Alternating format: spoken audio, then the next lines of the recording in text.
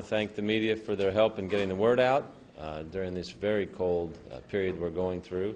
And I also want to thank our citizens for heeding the various warnings about the weather, helping each other. It's been a great team effort with minimal difficulty so far in what is a very difficult situation.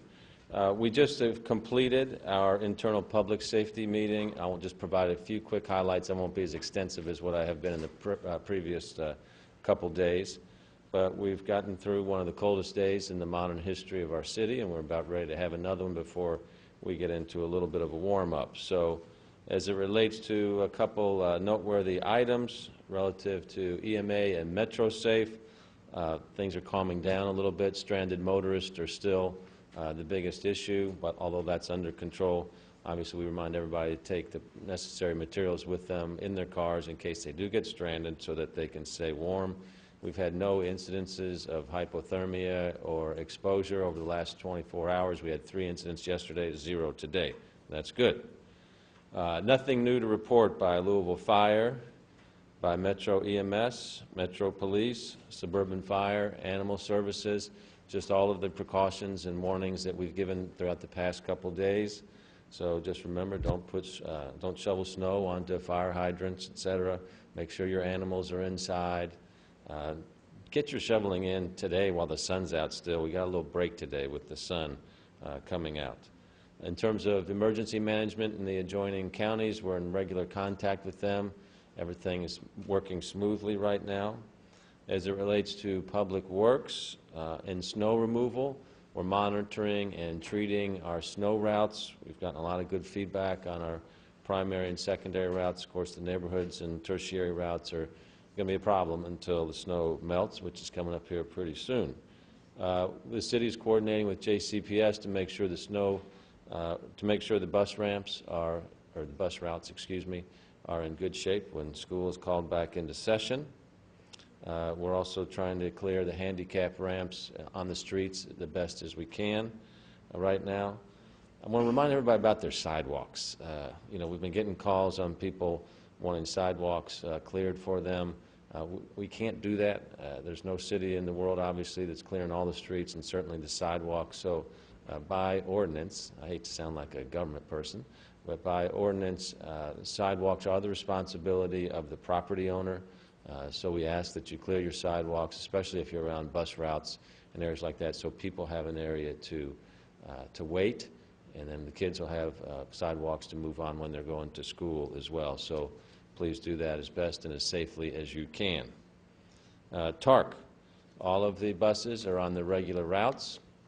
Yesterday with our zero buses downtown, you might know we've got the biggest fleet now of zero emission buses in the country, but there's a charging station operation. We had a little glitch with that yesterday.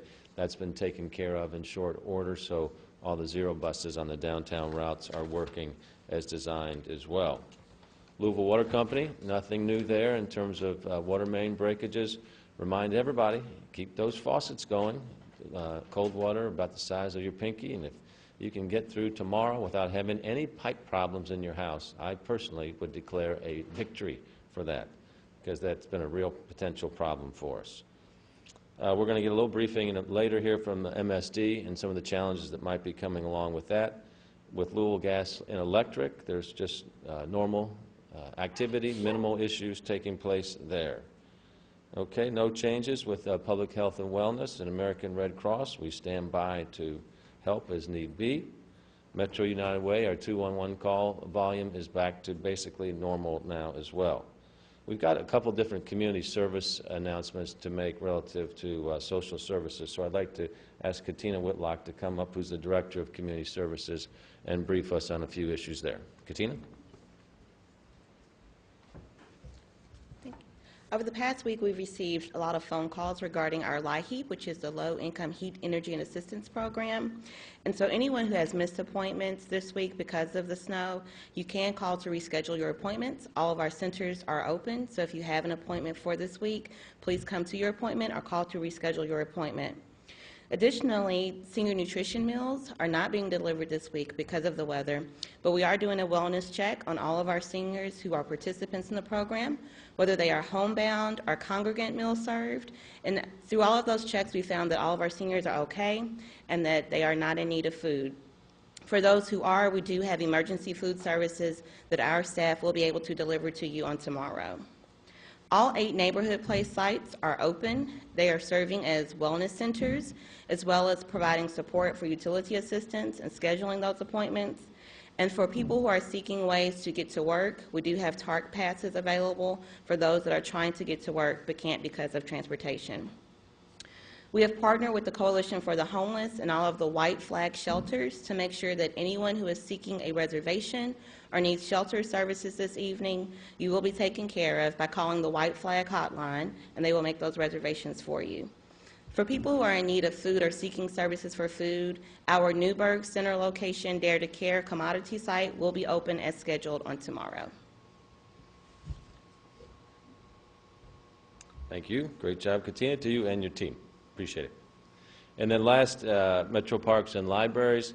All the libraries are open except J-Town. There's been a little HVAC problem out there, and they will be open 10 o'clock or so tomorrow morning. If you need to go somewhere to be warm, libraries, community centers, obviously government buildings at the same time, and all our government services are working on a normal basis. And then 8 of our community centers are providing meals provided by Dare to Care for kids, so we appreciate that as well. Okay? Now let's go to the big question of the day, and that would have to do with JCPS. So Superintendent Donna Hargens is here to give us the latest and no doubt stimulate us with another learning question, I hope. Okay, we can always learn. Dr. Hargens. Thank you, Mayor. Actually, we know, again, school's a great place for kids, and I certainly appreciate the mayor and the city's efforts to have lots of places open for kids. But unfortunately, JCPS will be closed tomorrow, Friday, February 20th. And here's why, and I can't say this enough. First and foremost is the safety of our students. We can't expose our students to dangerously cold temperatures. And the National Weather Service tells us that the wind chill factor will be a factor tomorrow morning as well. Conditions certainly have improved, and we appreciate the collaboration to help clear the JCPS routes. But we still have some conditions in subdivisions and on side streets, where our buses pick up students, affecting our ability to run on time and safely pick the students up. And I want to remind everybody, we transport 70,000 students every day, the city's most precious cargo. And again, sub-zero temperatures affect the reliability of our diesel-powered school buses. They literally freeze, those temperatures freeze diesel fuel, even when we treat it with winter additives. With school out tomorrow, we now have a total of 6 snow days to make up this year. The dates are February 27th, March 9th, April 2nd, April 3rd, May 29th, and June 1st. And the mayor's right. There is a wonder of the day. It's number 433, so log on to wonderopolis.com. And the question is, or the wonder is, how do we sculpt ice? So again, keep reading. Thank you, Superintendent Hargens. Y ahora, en español, las escuelas públicas estarán cerradas mañana. Okay, we also want to announce that Catholic schools in Jefferson County will be on a delayed schedule tomorrow. Okay, so Catholic schools are on a delayed schedule. JCPS is closed, Catholic schools, delayed schedule. So, even though today is bitterly cold, and we've been a little bit lucky, obviously, with the sun, and it hasn't been too windy, it's been very, very cold, and it's going to continue to be very cold through the rest of the day and obviously into the night. 25 degrees tomorrow is predicted. Highs predicted in the lows on Saturday in the low 40s. So compared to what we're experiencing right now, it'll be almost like a heat wave. It's just been kind of crazy to see these temperatures with wind chills at -20 and -25. To sort of think you're at 40 and it's heated up 65 degrees just kind of defies logic. So please, please be careful tonight and early tomorrow. So you can see we're going to be going from the big snow, now the big freeze we're in, and then we're going to be going into the big melt. worsened by the possible big rain. I think we'll probably get about an inch of rain, it looks like, but it could be up to 3 inches of rain south of here. And so given all the cold, the snow and the ice on the ground and the rain coming down, there's going to be some issues coming up here this weekend. So there is a way that citizens can help ensure that all the water and melted snow is effectively drained so the roads and the sidewalks are cleared and we can return to normal next week. And that's what we're really trying to do now, is look through so we can get to Monday and get back to business and get back to school. So the way everybody can help, on the screen here is a photo of a MSD water drain. There are almost 68,000 of these catch basins across all 400 square miles of our city. And right now, many of them are covered in snow, like the picture that you see on the left, so you can't even see the catch basin out there. MSD crews have been out starting yesterday and today, making sure, and going through the weekend, to make sure that all these drains are uncovered so that as everything starts melting, the water can flow into the sewer system when the big melt starts. So once it starts to warm up, most of the catch basins will take care of themselves.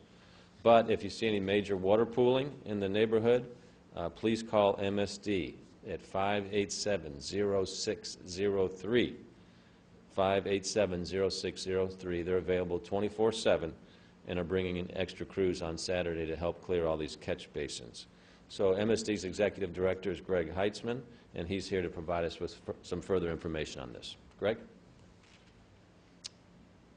Sprinting to the podium, world-class athlete and MSD Director, Greg Heitzman. I think the mayor made the points very well. Is our challenge at MSD is going to ramp up beginning tomorrow, Saturday, and Sunday. Since you can imagine, what we're going to have is between 1 and 3 inches of rain. The top several inches of the ground are frozen. We've got the equivalent of about 1 inch of rain that is in the form of snow on top of the ground. So we could have an equivalent over a 24-hour period of anywhere from a 3 to 5 inch rain. So what we're expecting is a lot of water to essentially begin to pond in the roads and intersections and even in some of the viaducts. So a couple of safety precautions here is, one, if you have any concern about a drainway or about a catch basin or a viaduct, you contact us at the number that's shown, 587-0603, and we're open 24/7. We will dispatch crews to any location in order to be able to clear those catch basins, barricade viaducts if necessary. And the real precaution here is making sure that we keep our citizens safe and make sure that we do not, especially traveling or walking in a vehicle or walking along, not to go into an area that would be submerged in any way. This is a major concern from a safety perspective, because essentially this meltdown that's going to occur over the next several days is going to be a challenge for us at MSD. Again, as the mayor said, crews will be out all day on Saturday and Sunday, 24/7, essentially clearing the catch basins in the community. So with that, all of our other operations are operating very smoothly. All of our wastewater plants are in full operation, and the last several days have been no major issues. So, Mayor, that's an update from MSD. Thanks, Greg. Appreciate that. Yesterday you heard from Dr. Sarah Moyer. Sarah is with the doctor for the Department of Public Health and Wellness, and so she's going to give some additional tips today related to health issues in this cold weather we have. Dr. Moyer. Hi, I just have a few more health tips to share with you guys. One, just stay inside, only go outside if necessary, and cover up exposed skin to prevent frostbite. And the big one, reminder that alcohol may make you feel warmer, but it actually lowers your core body temperature and puts you at risk for hypothermia. So limit your alcohol intake in this extreme cold. And then with the cold forcing us all inside, it's even more important that we practice good hand hygiene and sneezing into our elbows and shoulders to prevent germs from spreading, because those normal colds are going around a lot now. Check on your neighbors, especially the elderly and children. Make sure they're warm and healthy. And reminder to stay warm smartly. Keep any generators you may be using outside and at least 10 feet away from your house. And then also space heaters at least 3 feet away from anything that's flammable, drapes, bed sheets. And make sure your carbon monoxide detectors and smoke detectors are working properly. Thank you. Thank you, Dr. Moyer. Okay, I also want to thank all of our Metro employees. We've got 6,000 direct, about 10,000 total employees serving the citizens of Louisville. Hopefully you all can see that they've been hitting it really hard. Some of them working 12-hour shifts just to make sure the roads are clear and all the services are being provided. It was important to us to be able to keep our government services open during this. So if you see anybody that works for Metro, please give them a thumbs up and a thank, if you will. And I want to personally thank everybody here today. I don't know if people watching this can see all the different directors around here, but these folks all represent different agencies that have been just stepping up and helping out throughout this whole rough period for us. So again, thanks to all of our Metro employees. We've got a good team here serving the citizens of Louisville. We've also got a lot of great citizens. So today I want to share a few stories. Yesterday we began asking citizens to nominate their friends, families, and co-workers for our Social Media Snow Angel Award. This is a way for citizens to share with us the many acts of compassion that we know we have here in the city of Louisville. We're an international model city of compassion. We're known as the most compassionate city in the country. So we wanted to get a feel for what kind of activity was taking place here during the big snow event we've had. We'll be naming the winner tomorrow, and that person and their family of friends will get a suite at the Louisville Slugger baseball game, or at the Slugger Park, for a Louisville Bats baseball game here in the spring when it's warming up. So that'll be a good time. It'll be a party you can throw for about 16 of your friends or so. So let's see an example here of what some of our snow angels, our compassionate angels, look like here. Here's some of the nominations that are coming in at hashtag Louisville Snow Angel. Hashtag Louisville Snow Angel. We've got some great stories. For example, our 86-year-old young man was inside taking a break from shoveling snow when he was delighted to hear his neighbor's snowblower finishing his job, the 86-year-old man's driveway. So shout out to the snowblowing guy. 2 Mellow Mushroom employees helped a woman in a wheelchair get through snow-covered sidewalks to the bus stop. So just think, if you shovel your sidewalk, you could be the snow angel for someone else needing to get around your neighborhood. And it was nice to get nominations for the city's snow crews and some guys from Louisville Fire that just happened to stop their work on engine number 6 in Portland to clear the wheelchair ramps in that neighborhood. And then we even heard a humorous story of a guy who spent 45 minutes shoveling his elderly neighbor's driveway.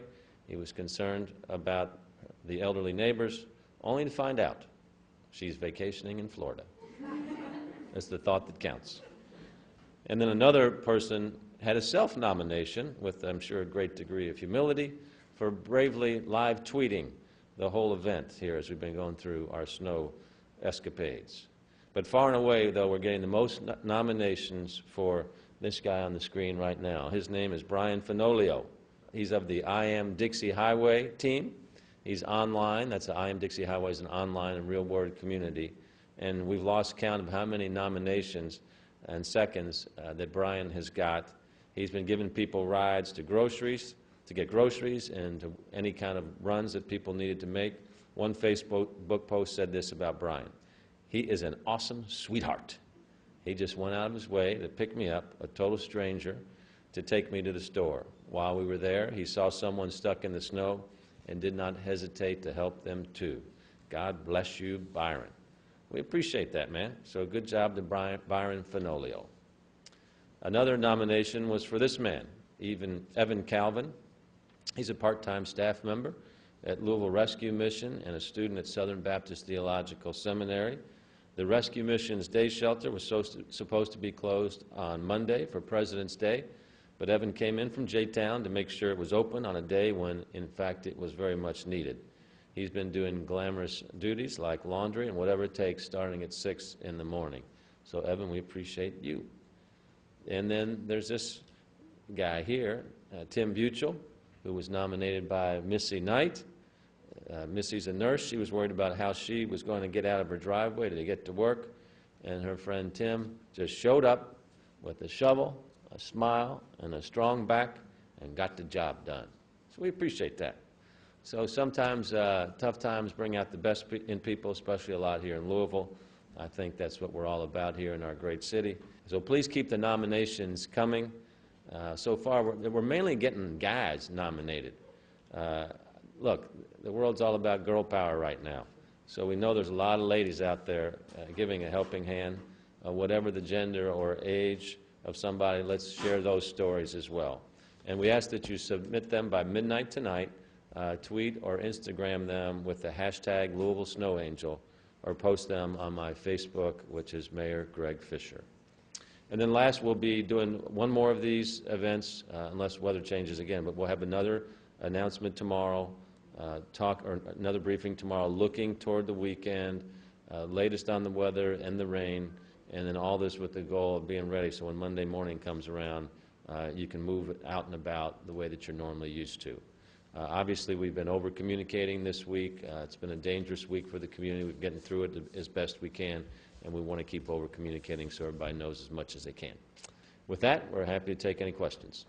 Mayor, maybe this is a question for Greg, too, but what percentage of those catch basins does MSD expect to? Question about the MSD catch basins and what percentage of them, Greg, you expect a challenge with, if you got a feel for the scope of the problem there.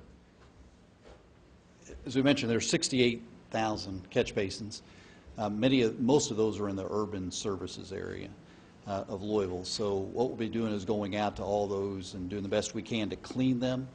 We certainly don't want anyone to put additional snow on top of them right now.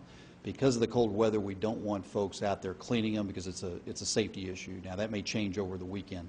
What we're going to do is we don't have a percentage count right now of how many are actually cleared. Right now, I would say that over 90% of them are actually covered because of the snow that's over them right now.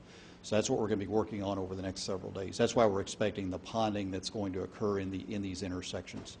I wouldn't call it flooding, but it's essentially some ponding that's going to occur. Does that answer the question? Okay.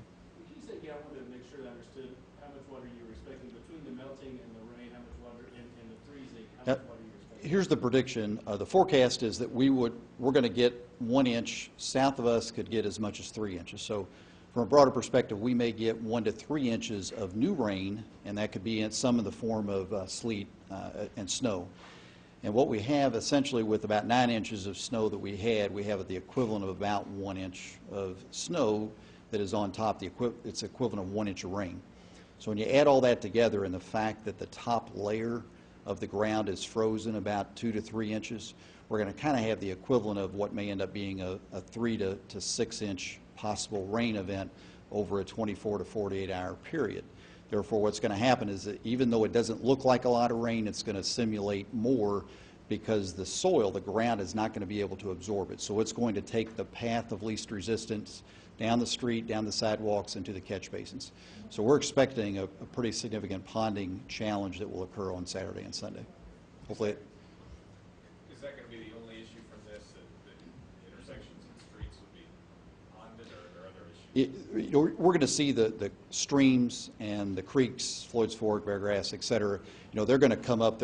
We don't at all expect them to get any type of flood stage right now. The Ohio River is not at any flood stage. So that's why it's important not to use the reference to flooding. Essentially, we're using ponding. So this could be a localized challenge, not a community-wide challenge from a flooding perspective.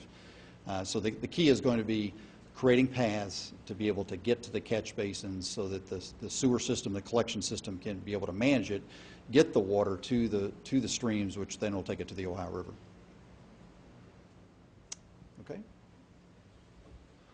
We do want to remind everybody with all of that runoff to be cautious if you're in a car and you're coming to a viaduct and you see water standing there. The saying is turn around, don't drown. And it doesn't take much water, obviously, to move your vehicle. If you get out, the water temperature is going to be 35 degrees, so stay away from standing water. Do not try to drive through it. Anything else? Okay, everybody stay safe, stay warm. Thanks for being here.